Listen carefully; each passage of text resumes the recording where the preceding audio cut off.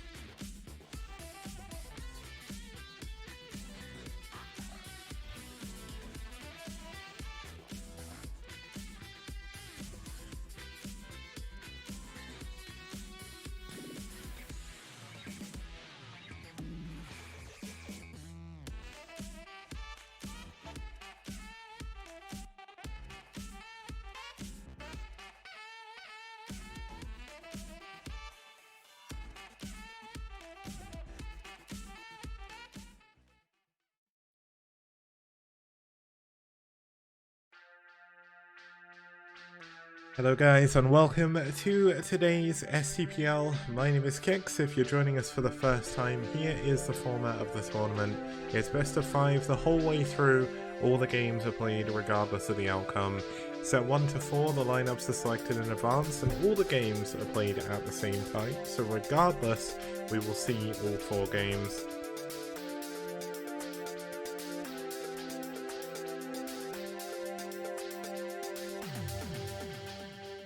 Then we also have set 5, which is the ace match. Every player can compete again, and that also means people who haven't played in the clan war can also play. But we've got Hitchhiker, Monty Hall SE, Core Breach, Tripod, Andromeda, Byzantium 3, Fancy 2, and La Mancha.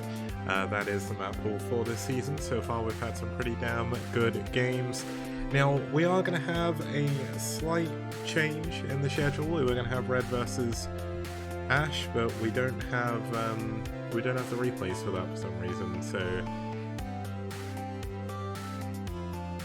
it's cool. It's all well and good. Now, let's actually have a look at the teams we are going to be watching today. So, starting us off here, as our first team is going to be Valhalla. Currently, they are, I believe, 2nd in the rankings of this season, maybe 3rd. They're very close.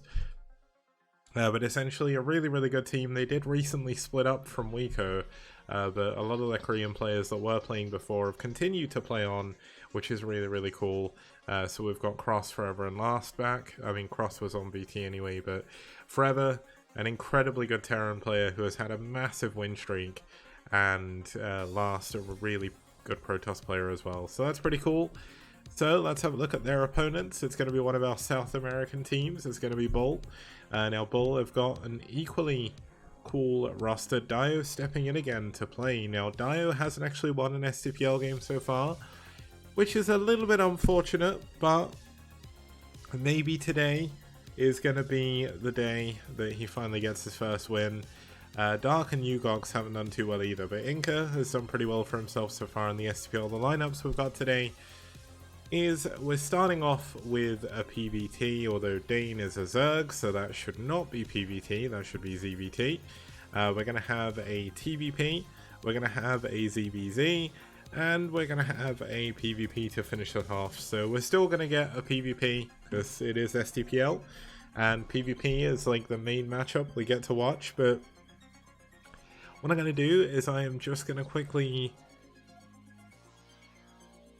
I can do this while the game starts. So let's have a look at the players. Frequencies open.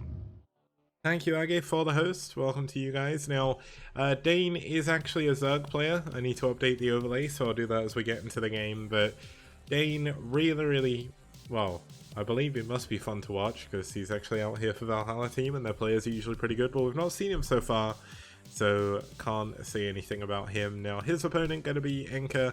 Inca's done pretty well in the STPL, not the best, but still ranked within the top 100 players, and we have a lot of players in the STPL rankings, many of them not with anywhere close to a 45% win rate. So it's kind of cool to see Inca out here once again, representing Terran for BuLL and representing Peru as well. Now let's have a look at the map we're going to be going into. it is going to be Byzantium 3. Now, Byzantium 3, a pretty fun map. We've had a lot of really cool games on here as well. There's been a lot of PvTs here, but unlike historically where Protoss dominated on this map, in STPL, Terran are killing it. 5 wins, 1 loss. It is ZVT though, so either way, Terran are still killing it with 2-0 against Zerg. I completely forgot Dane was Zerg even. But let's get into the game, and then when it's all started, we can change the races and everything. So let's get going.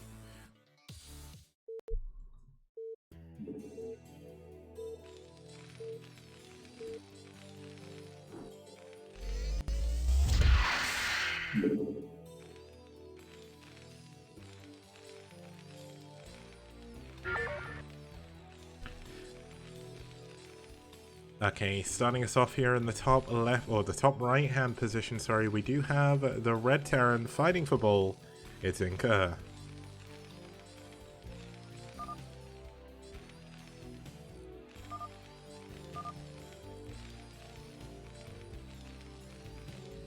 And Inca's opponent spawning down here in the bottom right hand corner is in the blue. It's Dane fighting for Valhalla team.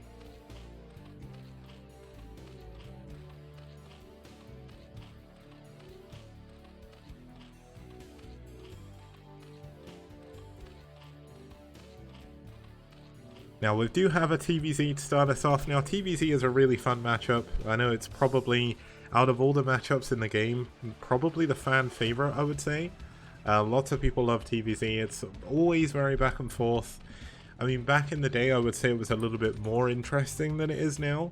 Just because TVZ for a little bit, especially when +1 5-ranks was around, was actually quite stale. But it's got more interesting. There's so many different ways you can play the matchup as Terran and Zerg right now. The main build that Zerg are going for at the very least seems to be 2-hatch muteless play recently, but in the STPL we've seen a few 3-hatch builds, we've seen a few Ling all-ins, and it's always fun to kind of see what's actually going to be coming from each player. Now, just quickly finishing setting up the overlay again, and I think we are good to go. Just need to quickly do this. Now there's nothing too out of the ordinary going on. We have a 12-hatch coming in here for Dane, and we have Inca going for a 1-racks fast expand. No 2-racks play here or anything crazy like that, so nothing to really worry about too much.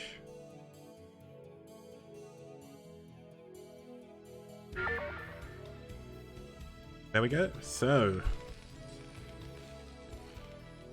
now +1, well, sorry, no, I mean +1 5-racks, if we're going to talk about it. Not many people do it as much anymore, especially a lot of the foreign Terrans do prefer going gas builds, but no gas as of yet, so it is going to be a bio build coming out here by Inca. We've got the command center on the high ground, which normally would be a little bit risky, but he did scout first, so he knows he can do this without too much worry of any lings, and here we go. 3rd hatchery coming up. There's going to be a 3-hatch build coming out here from Dane. Now this, for the longest time, would be the most common build. Like, there was a point in time where 2-hatch was something you did as an all-in, and that was it. That was a long amount of time. That was like 5-6 years maybe that we saw that. But since Brood War kind of disappeared for a while, I mean, it never truly went away. But since it lost popularity when StarCraft 2 came out, when Brood War came back, 2015 odd, 3-hatch was still very, very popular. It was still the main build. But then when Flash brought back the 111, that's when we started to see more 2-hatch builds, because 2-hatch initially was built to beat tech builds from Terran, because the muteless came quick enough that if you didn't go for bio, you would actually struggle to defend against it. Now, obviously Terrans adapted. They started going into +1 5-racks, which was a little bit better, although I guess +1 5-racks was a little bit sooner. 2-hatch was kind of a counter to that as well, but it's just really fun to see how much this matchup has actually changed over the last few years, because 2-hatch has gone from this crazy all-in that people just never ever do unless they're against mech openings, to being something that you just do normally. But this is going to be a 3-hatch build, means the mutas should come out around 6 minute 30, but we have got a lot of lings coming in here from Dane. Now speed should be almost finished, and if he gets in there with speed, this could be very, very bad. Now it looks like Inca doing a pretty good job at walling this off, making sure to try and defend his ramp here, because this is going to be absolutely pivotal that he holds on to this. Now another Marine gets out. This is not tight. Now it is. So let's... Oh my god, that's not tight at the top either. But looks like the Ling's going to try and get into the main... Oh my god, the Marines actually let them into the base. This is not looking good here for Inca. But SCVs are pretty strong whenever they're not being used by me. But still, the SCV is going down very, very quickly. A lot of the Lings do die at the top of the ramp, so that does help. But the Marines are going to be coming out and dying. Now this means when the Mutalists come out, all of a sudden, you are going to not have many Marines whatsoever. And you're not going to have much else either, because these Lings, they can loop around, they can start attacking this academy. And look at this, look how much gas Inca has, and he's not going for any upgrades. He is completely thrown off by this. Stim is only just now starting. This means Stim and range will not be ready for when the Mutalists come into his base. The Spire is finishing. Well, I guess it's just starting, but it doesn't take too long to build. And with no range, you're basically in the position you would be if you went +1 5 racks against Mutalists. This was a 2 racks academy build. You should have Stim by now. Stim is very, very late. And you can already see that Firebats have been forced. There's no medics out here whatsoever. And Inca is probably just going to fall over to the Mutalist here. I don't think he really has too much of a chance. And more Lings are coming in. Now this is actually a mistake by Dane. Dane should definitely be droning up here. I mean, I guess he is already on 26 drones. But going for Lings when you know you've forced out Firebats already is a little bit risky, because there's going to be 2 Firebats in this bunker. And there we go.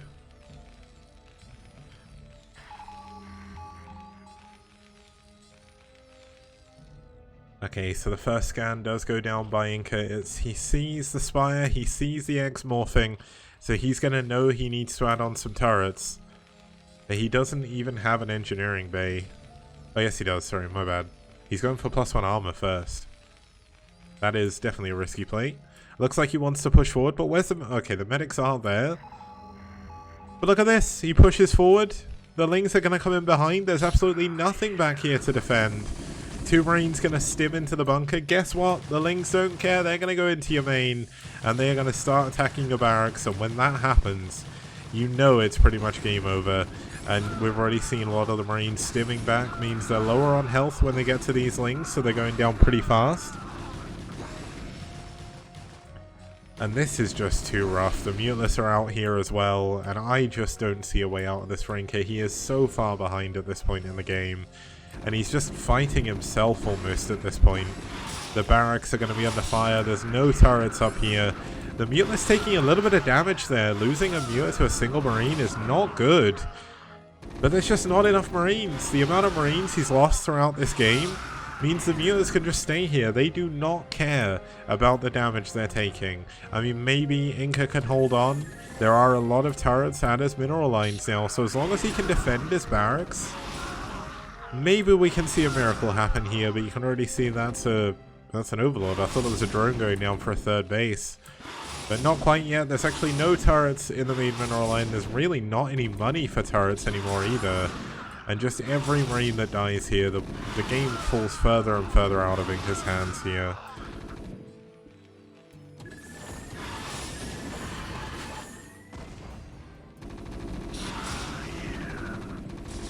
Now, I mean, the Mute Micro by Dane hasn't been the best, but then it is Peru versus South Korea.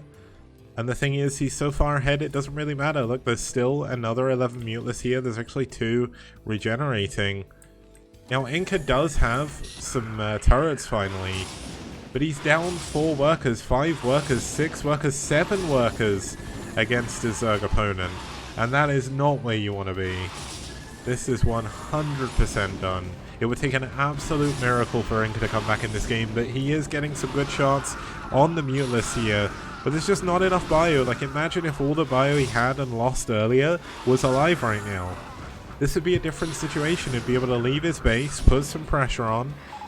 But back at home, Dane is just able to do whatever the hell he wants, and at the moment, it doesn't even seem like he's actually planning to do that much. He just wants to end the game with his mutelisks. And with only 11 workers, it looks like that's going to be possible.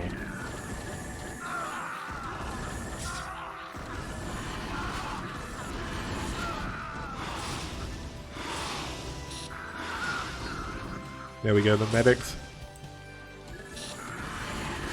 Again, a fall here. The Lings run into the base as well. GG, Inca taps out. And Dane wins game number 1. So that was a relatively quick game for game number 1 there. I think Inca was maybe a little bit outclassed. He messed up his build early on after dealing with the Lings, and that's actually a pretty damn big problem. So I guess that's what happens sometimes. It's just the way the cookie crumbles. But we're going to be going into Forever versus Dark after this short break. See you guys soon. STPL Season 3. Yeah. STPL does. Bio TVP? Wow! No problem. We got dragons to defend. Yeah. STPL does. STPL does. Mass Scout? Oh, I'm so afraid. We got Hydralisk to defend. Yes. STPL, STPL. Fantastic production, fantastic casters, fantastic prize pool, only in STPL.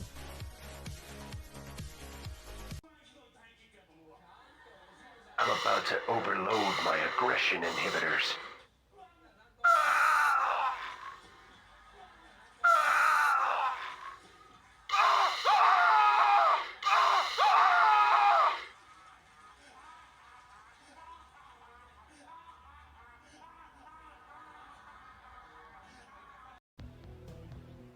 Outstanding. Rock and roll.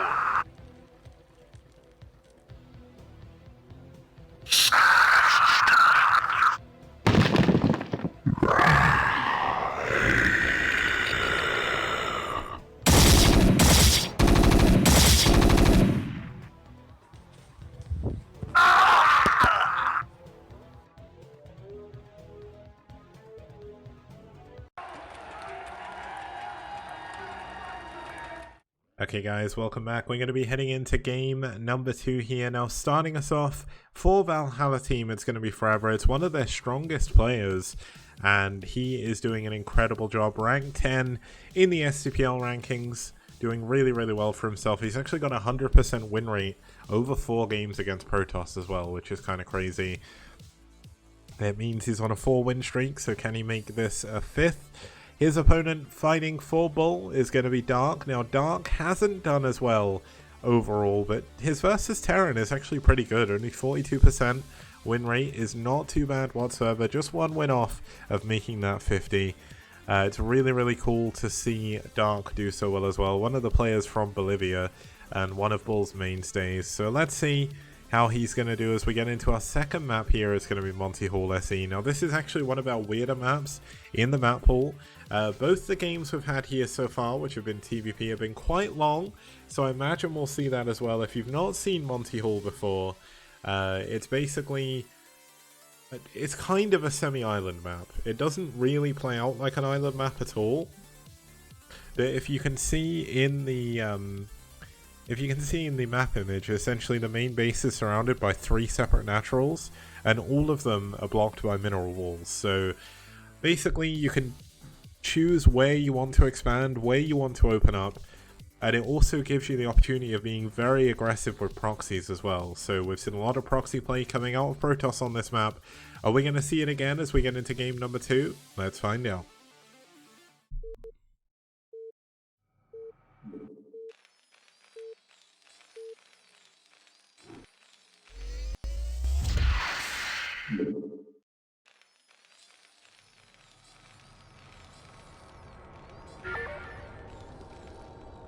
Okay, the game has begun, and starting us off here in the top left-hand position, it's rank 10 of the STPL.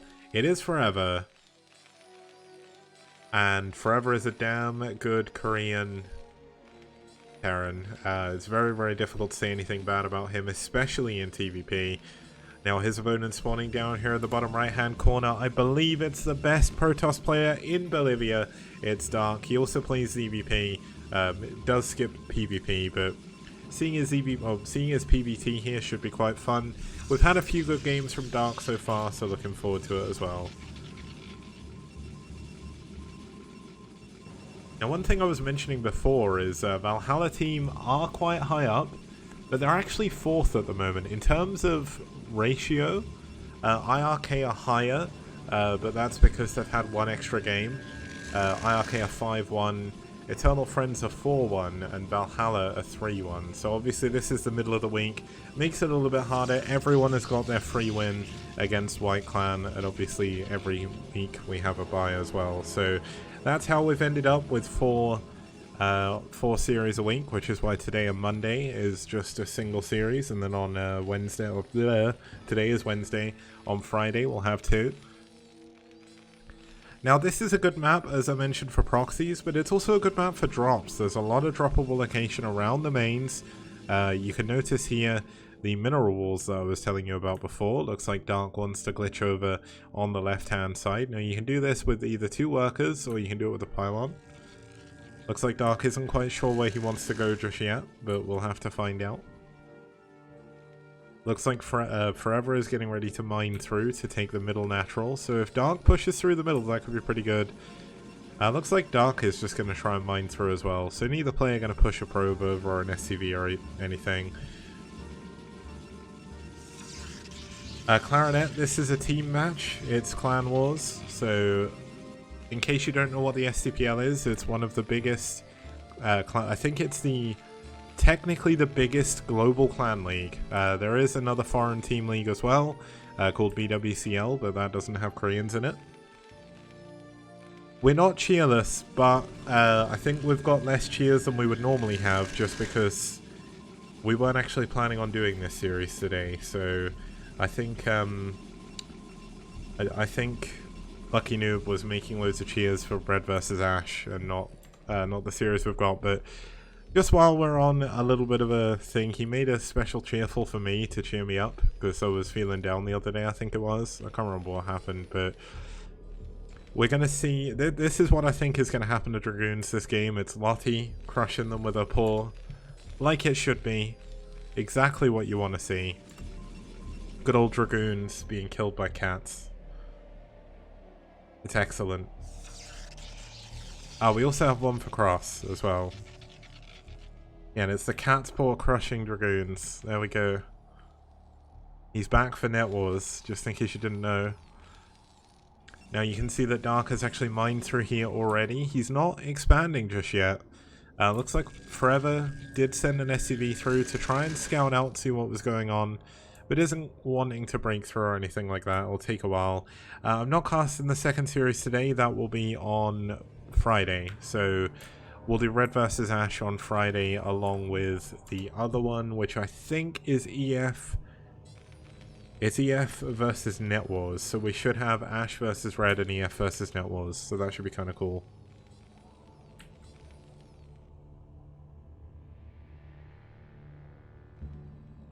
And if anyone else wants to make any cheerfuls, by the way, anyone can make them. It's not just Lucky Noob.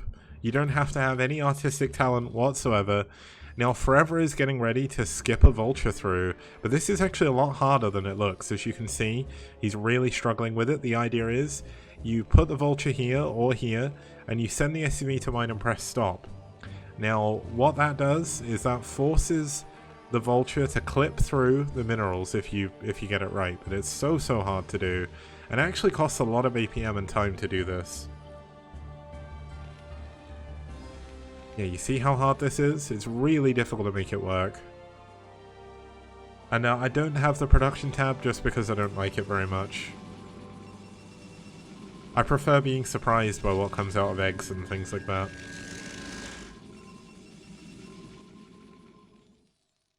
Now, looks like the Vulture's given up. It's just going to wait in the middle, which isn't too bad, but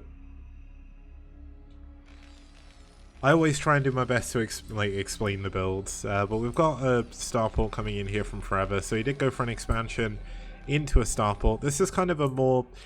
I regret to say modern. When I say modern, I'm talking about like 2009. This was kind of a build that was popularized by Fantasy, by Kanata, by Sack back in like 2009, 2010. Basically, what it gives you the ability to do is you go for a very quick dropship play. I mean, it was used before then as well, but basically, it's definitely more of a modern innovation to kind of go for the expansion as well. Usually, you just like back in the day, you would just go for it on one base, but the drop is a little bit risky. If you go for a drop in TVP, if you do not do any damage, then you're actually putting yourself quite far behind, because you don't have a second factory as quickly, you very often don't take your third as quickly, and it delays your armory, which is the main thing, because one of the most important things in TVP is getting those upgrades, and if you don't get the upgrades in time, you can really start to struggle in the late game. You miss the 2-1 timing, you miss the 3-2 timing, and you're really relying on getting harassment damage done. If you can get the damage done with the harassment, you're okay. But if you get no damage done whatsoever, the Protoss can build what they want, they'll go into Arbiters or Carriers, and you won't really have the units or the upgrades to counter what they're doing. So let's see how Forever is going to follow this up. Obviously the first dropship will be coming out here. Looks like it's already heading over. Now it's going to be a 4 Vulture drop. Now you can already see from the unit positioning, there's 2 Dragoons here which will help out, and there's actually a cannon in the main as well, which is not the most common opening, but this is exactly what you need against drop play. Now the dropship is going to find the probe heading off to build the third base, so he's going to be able to clear that out. But most importantly, the Dragoons know the drop is there, so he's just going to chase that away, and the dropship is going to do no damage.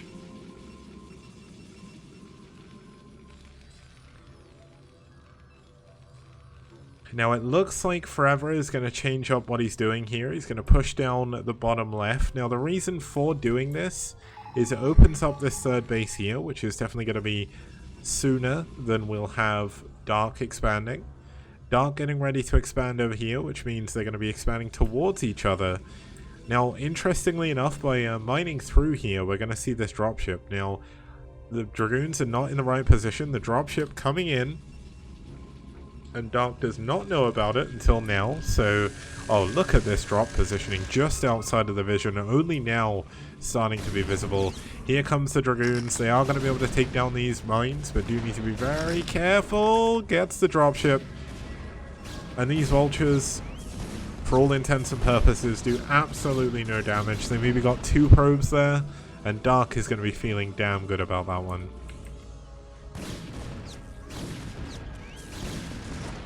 Now the Dragoons on a mine! Okay, that was incredibly lucky. That Dragoon got the last shot, the very, very last second. Didn't take any damage from that mine. Now with this third base is one of the main parts of this. I did say that usually it delays your third when you go for a dropship play, especially if it doesn't do anything. But he's got his third up quickly, but look at this. The armory... It's only about a third of the way done with +1. This is incredibly late in TVP to do this. The dropship does survive, which is pretty damn good.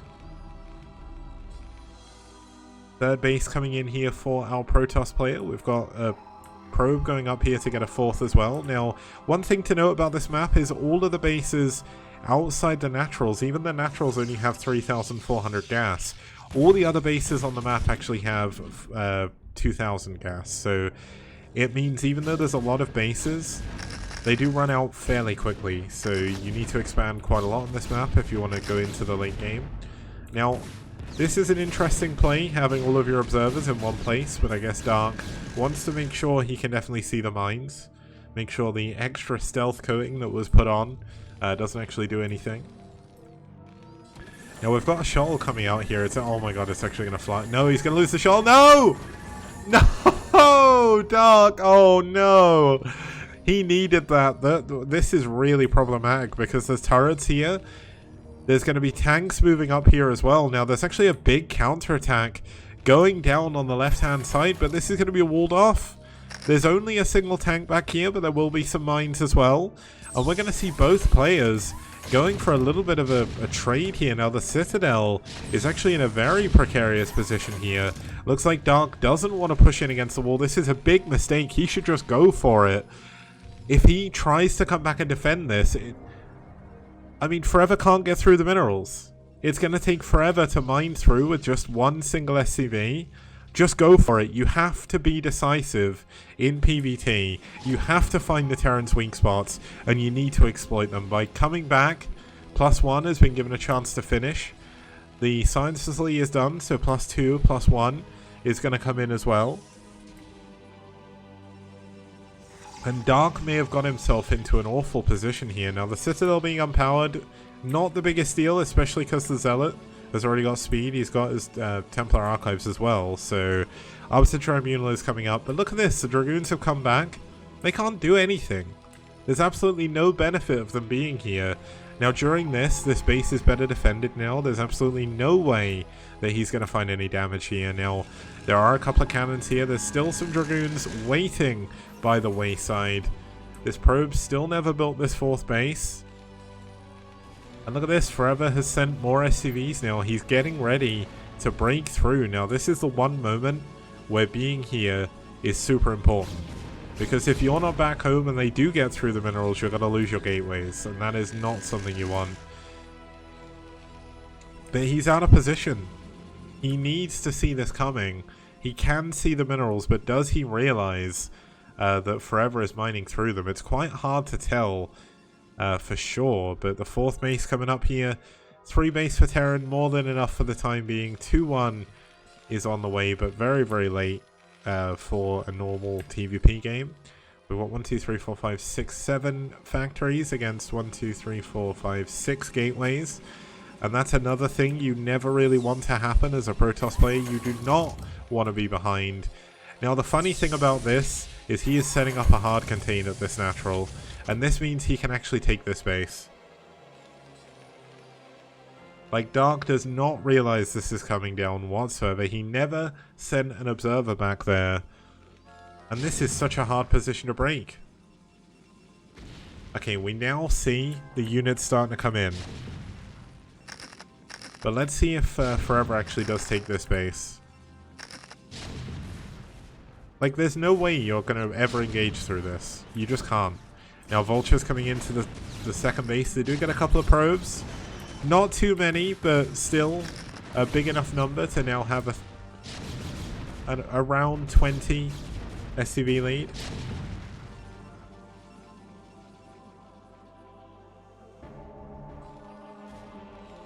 Now 3 tanks at a time now means this is going to be a very difficult position to break. Finally, an observer is going in there to scout what's going on.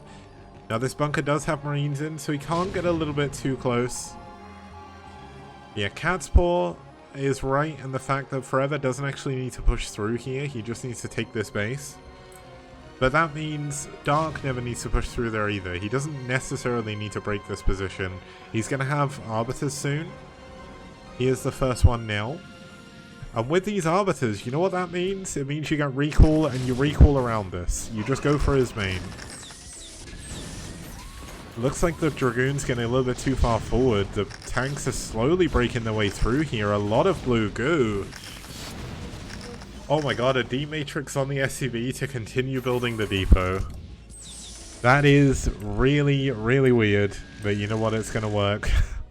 There's still only 6 gateways. There's not that many units here.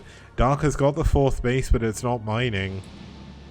And Forever is an incredible, incredible position here. I just don't see Forever losing this position. Unless he gets incredibly lucky with these Zealots.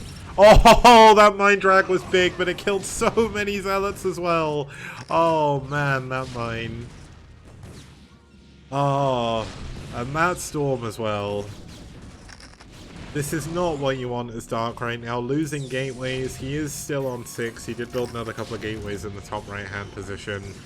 But I don't see a way of Dark being able to break out of his base. There is a couple of units up here. He's built a pylon not in a position to stop this landing, so he's just going to land the 4th base. And the tanks are getting into the main. Now let's see what this Arbiter can do. There isn't really enough energy. It's taking a lot of damage, but this is a ton of Zealots. There's no Vultures. And that Storm is massive, taking out so many of those tanks. And there's even tanks on this mineral wall as well. But he does clear the... well, he kind of clears the position. But damn, that is very unfortunate. The Dragoons at the back, the tanks, unable to kill this base just yet, but they are still alive. A stasis on 3 of those tanks going to help this survive a little bit longer. But losing Templar willy-nilly is certainly not something you want to have happen right now.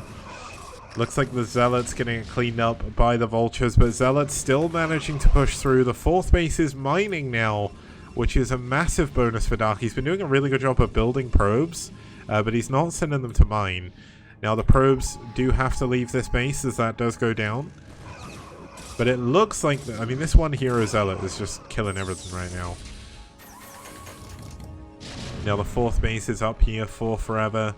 Forever still in a position to push through. 3-2 is now, no, sorry, 2-1 still. 3 is the number of mines that that Vulture died with, which is not what you want, but could be worse. But yeah, I think this game is pretty much sewn up. Forever played this map out perfectly. He pushed incredibly well. And because Dark just never scouted what was coming, he never went for a counterattack. He never tried to get any damage against his opponent. And that's where Forever really thrived. He never had to worry about anything. We've even got mines going off on Dragoons. It's just not a position that you want to be in as Protoss right now. Looks like the tank's going to unsiege, move forward. No, he's actually going to move back. He's going to pull back, wait for more reinforcements, because he knows there is no way Dark is like pushing through here.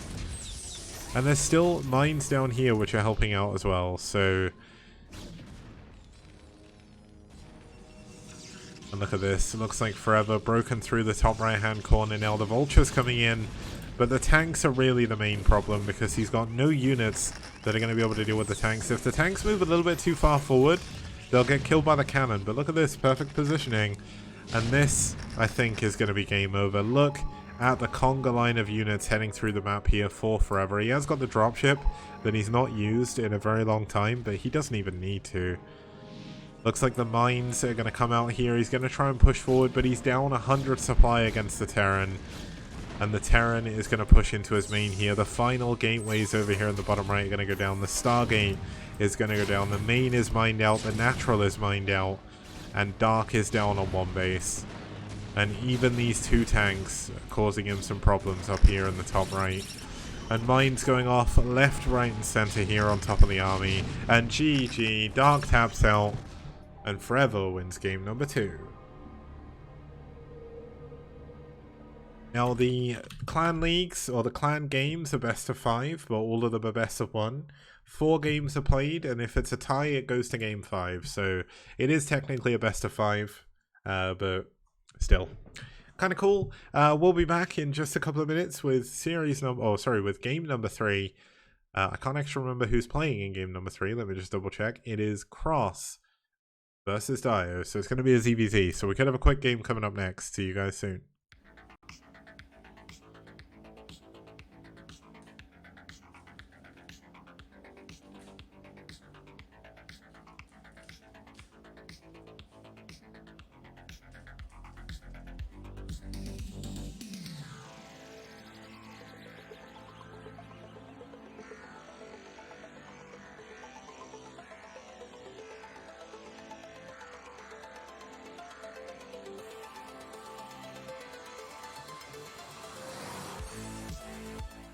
And people like Kix, for example, who has an encyclopedic knowledge of every map that's ever been released on StarCraft. And he's a map man! Skibidi on did it. Skibidi on did it.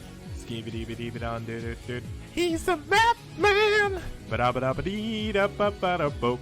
Ba-ba-ba-da-boop. Bee da ba-ba-da-boop. Ba-ba-ba-da-boop. everybody plays one way or the other, so check out my message to you. As a matter of fact, I don't let nothing hold you back. If Kicks can do it, so can you.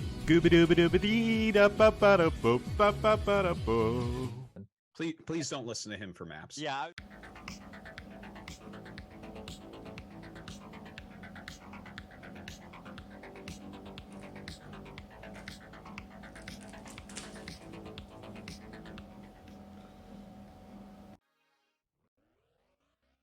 Okay guys, welcome back. We're going to be heading into game number 3 between VT and BuLL. Currently, VT are on match point, and if Cross, our Zerg player here, can win the third game, it means we're going to have a victory for Valhalla team in the series, but we will still have game 4.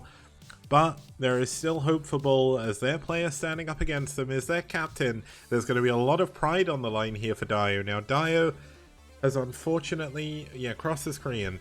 Dio has unfortunately not won a single game in the STPL so far, but he's still come out, played 7 games, lost 2 ZVZs, but it is a best of 1, anything can happen, and we are going to be going into a 4-player map here for our third game. It's going to be Andromeda.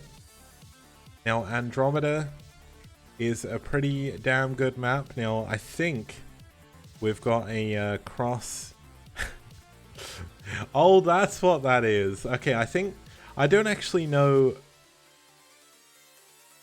where I think Cross is fully Korean, but maybe... Oh, apparently he's Korean US living in Canada. It's fine. We'll use your thing. It looks really cool. But there's been a relatively new person in chat called Clarinet who's just saying it's like he misses 2002 to 2010 Brood War. And it is sad that we don't have OSL or MSL anymore, but we've got ASL, which is really sick. The one thing that I miss is Pro League. And that's why I'm hosting a Team League, because I love Pro League so much. One of these days, I want to help the STPL grow to the point where it can be classed as good as Pro League. I mean, that's like millions of years away.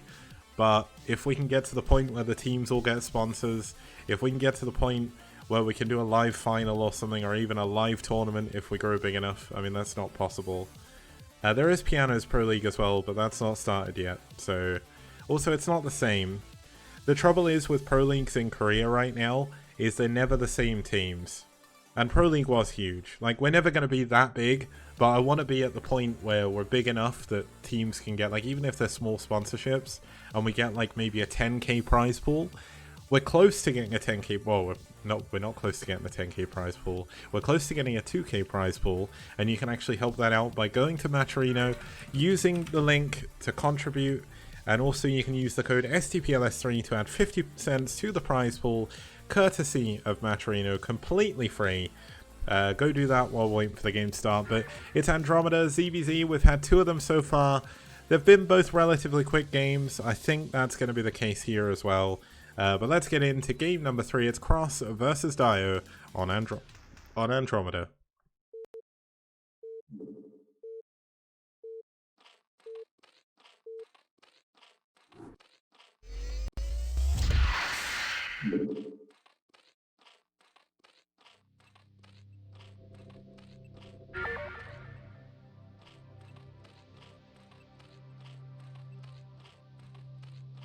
Okay, starting us off in the top left-hand corner in the yellow, fighting for BuLL. It's Dio.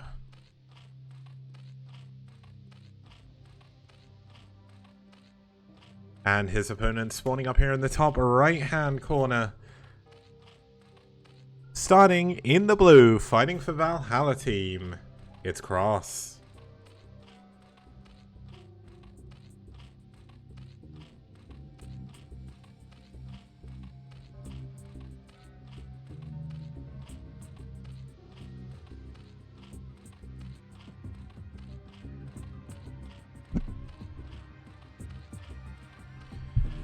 Now, speaking of sponsors, while we wait for this to go on, I just want to say a massive shout out to our 2 sponsors, Esport Fund and Matcherino, who have both donated $500 towards the initial prize pool, which means, along with community donations, we're currently at $1,300 out of our $2,000 prize pool goal. And if we can get to that goal, one of our sponsors is going to be doubling their contribution in the next series, or in the next season. So let's see if we can make that happen. I've got a little bit of money that I can put aside to add to the prize pool at the end to bring it up. Oh, thank you, Clarinet, for the sub, man. Means a lot. Okay, so we've got Cross going for a 12 pull into a gas as well. Looks like we've got Dio going for the same build. So once again, it's... Well, we did see Dio go for a gas trick as well, but... Yeah, you can see where the gas trick loses money, because their money was slightly off there, but... There is hatcheries coming up for both players as well. Now, the difference is here is Cross is going for more aggressive expansion, because he's taking his natural, which has a gas, which is going to be better later on. Whereas we've got Dio expanding into his in-base natural, which is just a mineral only. Now, this realistically will help him if he's going to go into like a Ling all-in or something. But if he is going for some kind of muta build, this isn't going to really work. Now, one thing you can do in ZVZ, which is something a lot of the foreign players have been doing recently, is actually just going straight evolution chamber and not even attempting to go into muteless wars. Now, I don't think that's what we're going to see from Dio here. Dio is going for Ling speed very, very quickly, although so is Cross. Edgewater in chat say... Edgewater in chat saying he's going for a Hydra build. That is not going to happen.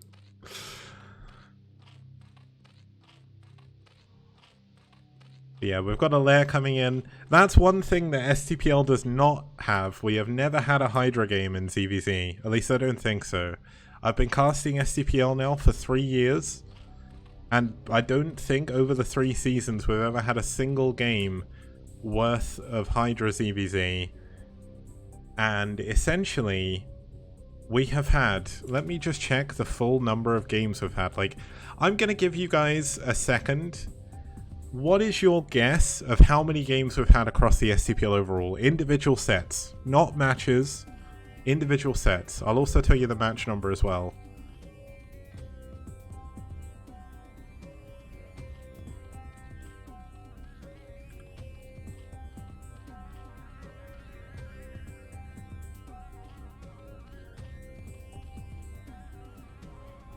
Okay, we've got a good number of votes coming in, or a good number of guesses coming in here, but they're all wrong.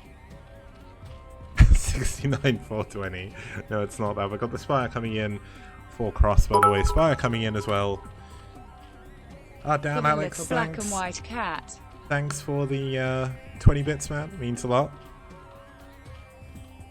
Just gonna quickly bring up this, by the way, before it's too late. This is what Lucky Noob made for Cross. It's pretty cool. It's a Canadian emblem. Okay, so it's been long enough. The number of games we've had in the STPL and the number of games I've personally casted in this tournament is 1,369. Technically now, it's 1,372. And we're getting close to the 1,400 mark. And in terms of best of 5 and best of 7 series... We have casted 333. This is the 334th. So we have had a huge number of games being played, a huge number of games to watch as well. Now Dio, going back to this game, has gone in for a lot of links here. This is the benefit of going for this mineral only, although it would be if he was mining from it. Let's see if he can actually get in and do some damage. This is it's a very risky timing here for Cross, because Cross has been droning up. But look at this, there's so many lings. Dio could actually break through here. There's way too many lings here. The drones are gonna go down. Is there any... There's no sunken in the main. Dio's done it. Dio is gonna keep his team's dream alive in this series, the Mutalisks. There's no Mutalisk popping, it's just lings. Dio is in an incredible position right now. And this is so good. If he can get in and end the game right here, right now, he is going to get his first win in the STPL against a really good Korean Zerg. And Dio needs to push the envelope. He needs to go now, and he needs to kill the drones. He needs to kill the Spire. He needs to end the game. The drones are going down. There's 3 remaining, 2 remaining, 1 remaining, and with only 1 drone, Cross is forced to tap out, and BuLL stay alive in the series.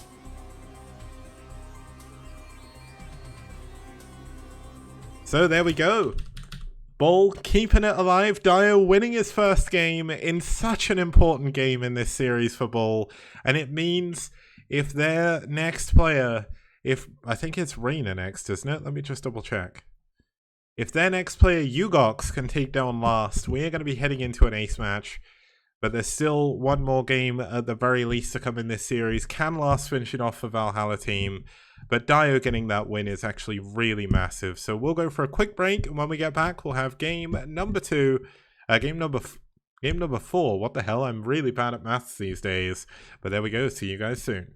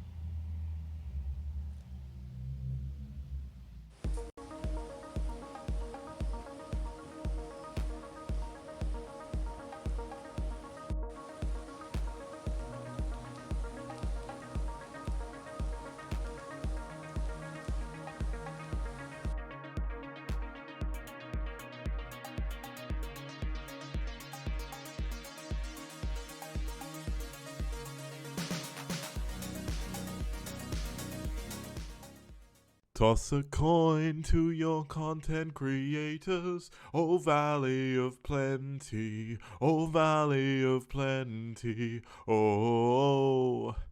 Toss a coin to your content creators, a friend of humanity.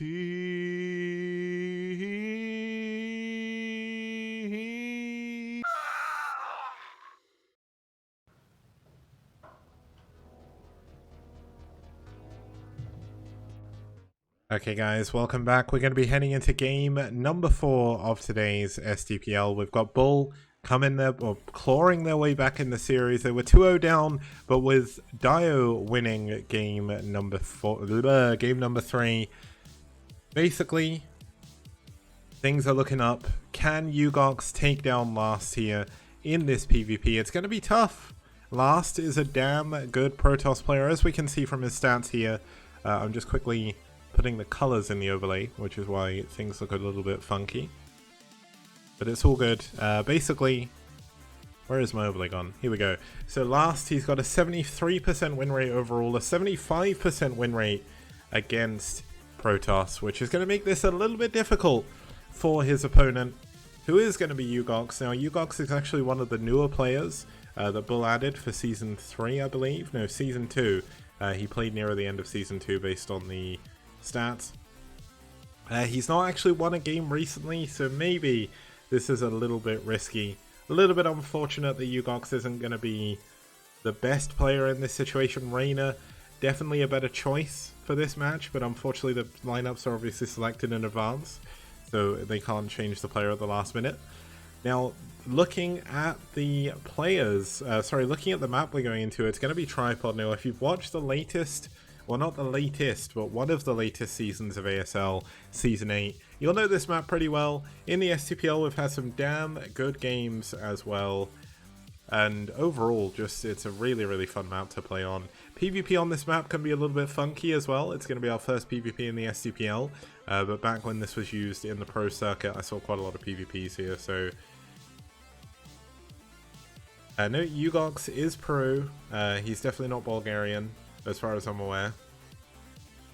Now, one thing I will have to announce is unfortunately this game was not played on the correct settings, so both BuLL and Valhalla team will be receiving a penalty loss at the end of the season. So I'll announce that officially a little bit later, but I just noticed that when we got into the game. But that's part of the problem. Sometimes it happens. If it's last minute, it can be a little bit of a pain. But either way, let's get into game number 4. It's going to be Ugox versus Last.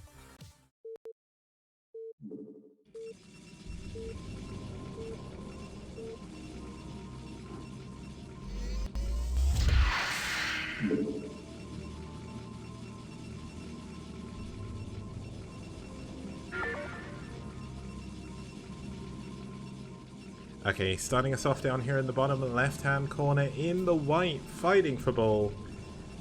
Trying to keep his team's dream alive in this series is going to be Ugox.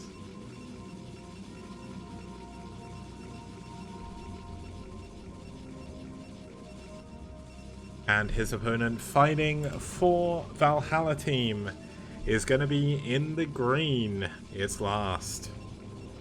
Now, I'm assuming that Last's color does not... Oh, Last's color does appear in the overlay. I'm actually genuinely surprised at that. Yeah, look, if you do Shift-Tab, yellow versus yellow. Not right. It's not what the rules say. Both Ugox and... To be fair, I don't think Last has played at all this season so far. Is that correct? Yeah, Last hasn't played at all this season, so maybe he didn't know, but still, it's in the rules. I have to punish people fairly and equally. So BuLL, who unfortunately got another penalty loss from submitting their lineups very, very late this week, will be receiving their second one as well.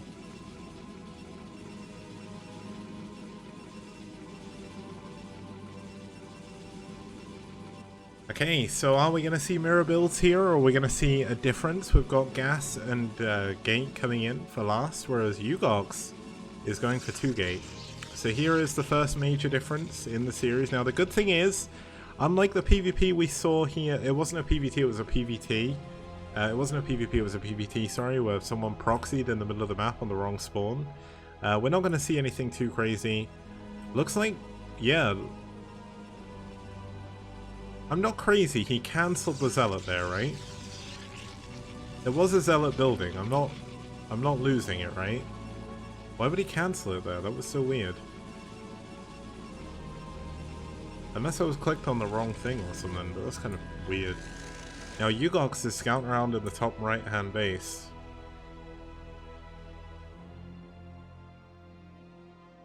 Looks like Last is going to get the first scout off, but the Zealot is going to be able to go to the right place.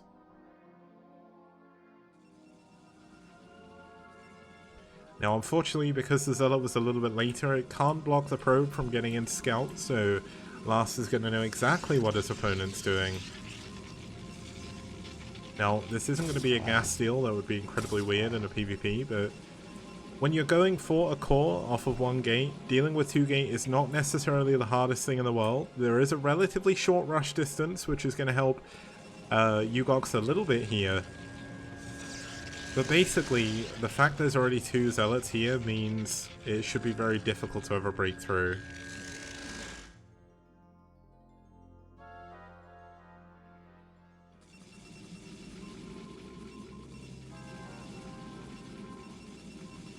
Now second gateway coming in here by Last as retaliation, because you need to make sure you keep up in units. Third pylon and core coming in for Ugox, so he's going to be able to switch into Dragoons as well. But this is the problem. How do you break up this ramp? You will always be in a position where only one of your Zealots can attack, and 2 of them can attack on the other side, so it's not a position you want to be in a PvP, and all of the Zealots, they're running back to try and chase... Oh, they're coming back with this probe. Now, the fact that probe is coming back as well, he knows that he's not going to be in a good position, but it's not necessarily over. His build... I mean, his build order didn't do too much. It did force out a second gateway, which is 1 bonus, but not doing too much damage is not the best. But he didn't go into a mass number of Zealots either. It's actually only 3 Zealots against 2. So he only actually builds 1 additional Zealot here, so it's not really the biggest deal at all.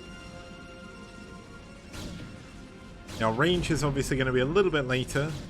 because he started his core a lot later, but given the fact he's on the high ground, he'll be safe. Now we're going to see Last go for an expansion. Now in PvP, sometimes going for an expansion can actually lose you the game.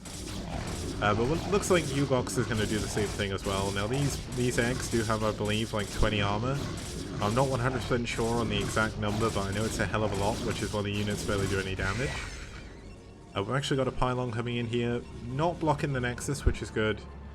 But he does need to build that Nexus before he sends out Probe away, but looks like he's not quite ready. I think it is something crazy like 10 armor.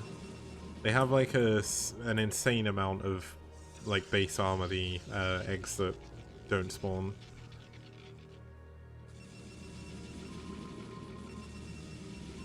I know it was definitely like that on Pathfinder, when you have the egg in the wall.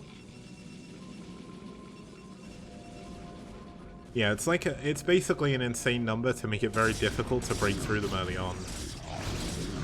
Like, this is a lot of units attacking this, and like, just look how slowly it dies. Now we've got the expansion coming in here for Ugox. Last's expansion is finishing up. Ash vs Red will be done on Friday. It was meant to be done today, but I switched it around because we didn't have the replays on time. Apparently, one of the clan leaders is going through a little bit of stuff right now in real life, so he didn't collect, well, he hadn't collected them and the other team didn't send them because they'd both assumed each other were going to do it, so... Now, looks like we are going to have an observatory coming in here. Third gateway coming in here for Last as well. Ugox, meanwhile, he's gone into a very quick +1. Robo is very late in comparison, but this +1, the longer the game goes on, those upgrades can be pretty damn good. So let's see what's going on. And I did see they did send the replays in, but it was after I already started casting, so... So I thought I'd switch it up, go for VT versus BuLL. Have a little bit of a quicker day, given we had so many mirrors today. And to be honest, the series have been pretty good. The fact that Dio managed to win his first game in the STPL in such an important match as well is really, really cool. Now, if Ugox can clean up here, we're going to go to an ace match.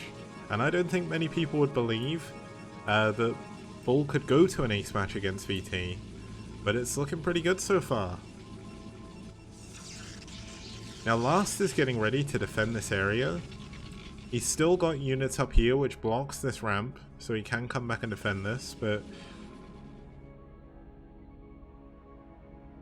Ugox building pylons around, having a look. Now we do have the Observer coming in here from Last as well, which is just going to kind of confirm... Oh, it's not going to be able to confirm everything. Oh my god, losing this first Observer is actually pretty big. He doesn't confirm what tech is coming up. He doesn't know if it's going to be DTs or not. Now Last does have a probe advantage. And he does now have a gateway advantage as well by 2, which is why his supply is a little bit higher. But there is a Citadel done already here. And if he can get into Storm, go for some Storm Drops. Storm Drops are the great equalizer in PvP. Like, they are 100% perfect. They are so much better than Reavers for harassment. Reavers are good at general attacks. But Storm just does so much damage. Now, Reavers can obviously do damage as well, but you can glitch out the Scarabs if you're lucky or if you know what you're doing. But the hard thing for Ugox here is going to be when he goes into the... Well, basically when he goes into the sort of mid-game here and he has such a massive army disadvantage.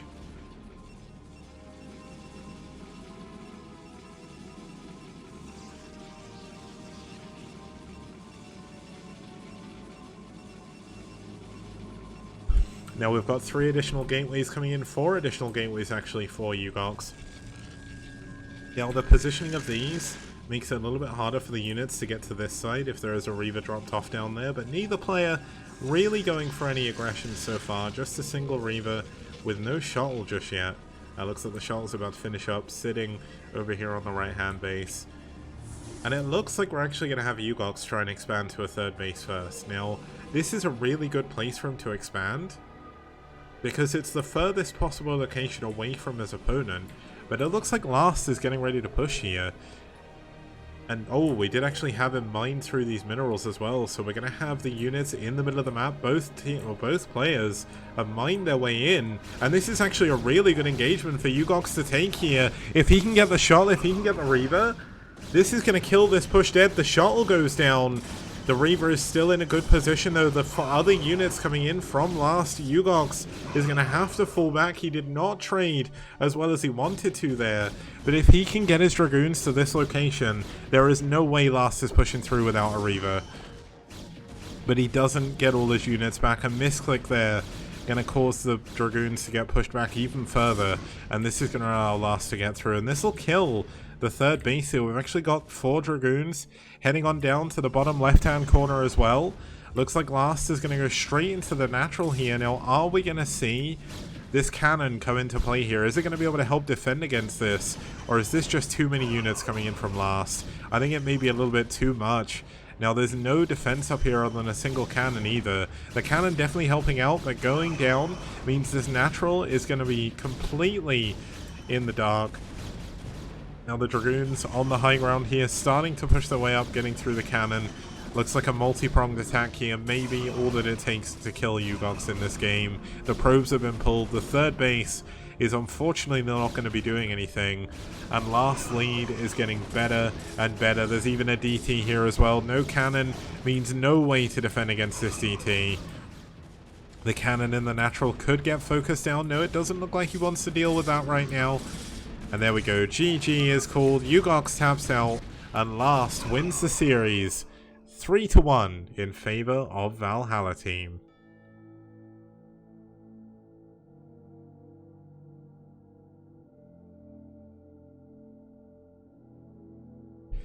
So that is going to mean we're going to have a relatively short cast today, just over an hour. We had some very short games here, but to be honest, they were quite fun. We had a relatively cool ZVT at the start, although I guess it was mainly like the massive Lingual in that kind of messed it up. Forever versus Dark was pretty cool. Forever with a really well-timed and really well-planned out push. Dio taking down Cross in a really big upset, I would say, given the fact that Dio hadn't won a single game yet. And Last, taking down Ugox in that final game, just kind of out-macroing and out-positioning his opponent. Means VT are going to get the 3-1 victory. Now, both of these teams, because of that 4th game, are going to be receiving a penalty loss at the end of the season. It's a little bit unfortunate, but it's just in the rules and the way we do things in the STPL now, just because we want to make sure that all the games are played in the correct format, just so it's better for casting, and it's better for user viewability, basically, because essentially there's not really too much you can do if you end up with like brown versus orange PvP. But that is going to take us to an end of today's cast. A massive thank you to our 3 sponsors, Matcherino, Liquipedia, and Esport Fund for their contribution. If you want to help contribute to the map pool, to the prize pool, you can help us make the $2,000 goal by heading towards that Matcherino link, hitting us up on Patreon. If you go to Matcherino, you don't even have to pay anything. You can put in the code STPLS3 and you can add 50 cents to the prize pool completely free.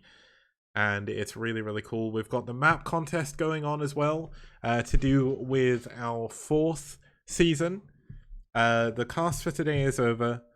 The weather is hot, but I bought a fan. It's not come yet, but it's going to be good. Now, I'm going to find someone to host. And while I do that, we'll head out the stream with the Patreon videos, and we'll see you guys next time. Thank you so much for tuning in, and I'll see you on Friday.